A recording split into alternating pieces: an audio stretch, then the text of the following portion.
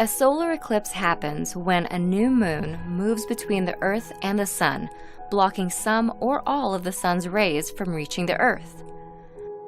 By cosmic chance, even though the Sun is 400 times wider than the Moon, it's also 400 times farther away.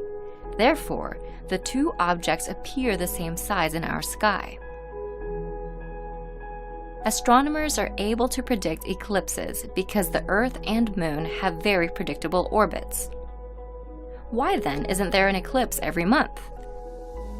The Moon's orbit is usually tilted a few degrees north or south in relation to the Earth. When the Moon does eclipse the Sun, it casts two types of shadows on Earth: a smaller, darker shadow known as the umbra, and a larger shadow known as the penumbra. There are four types of solar eclipses. The first and most spectacular is a total eclipse, when the Moon completely covers the Sun's surface. A total eclipse can only be seen if you're standing within the umbral shadow. That's why the imaginary line created by this shadow as it races across Earth is known as the path of totality. People within the penumbral shadow see only a partial eclipse, the second type. From this view, outside the path of totality, the Moon passes in front of the Sun off-center, never fully covering its surface. Third, an annular eclipse occurs when the Moon passes directly in front of the Sun. However, unlike a total eclipse, the Moon appears too small to fully cover the Sun. The Moon's orbit is elliptical, so sometimes it's closer to Earth and sometimes it's farther away.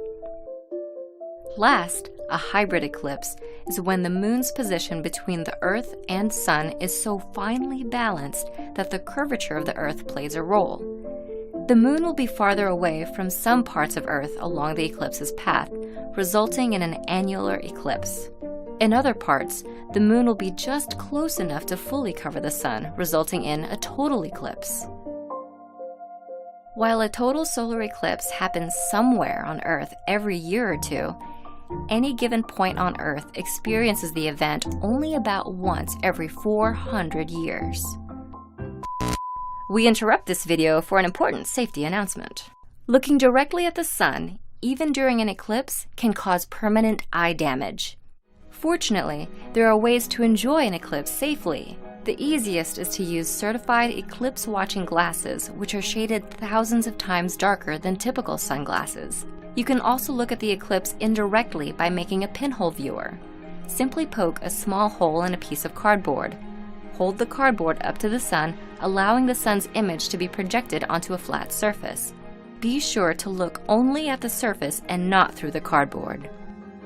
Just before the Moon completely covers the Sun, low-lying valleys on the Moon's edge will be the only spots that sunlight continues to pass through. These remaining brilliant shafts of light, known as Bailey's beads, will disappear one after another. And finally, a single bead of light remains, known as the diamond ring, signaling that you're just seconds away from experiencing totality. Once the last bead disappears and the Moon completely covers the Sun's surface, the view through your eclipse glasses will be pitch black. Totality achieved. At this point, none of the Sun's rays are reaching your eyes, and it's the only time that it's safe to take off your glasses. Remember to put your eclipse glasses back on before any of the Sun's rays start to peek through again. Any sunlight reaching your eyes, even for a few seconds, can cause serious damage. While an eclipse can last a few hours, totality typically occurs for less than 3 minutes. Animals and plants have also been known to alter their behavior during a total eclipse.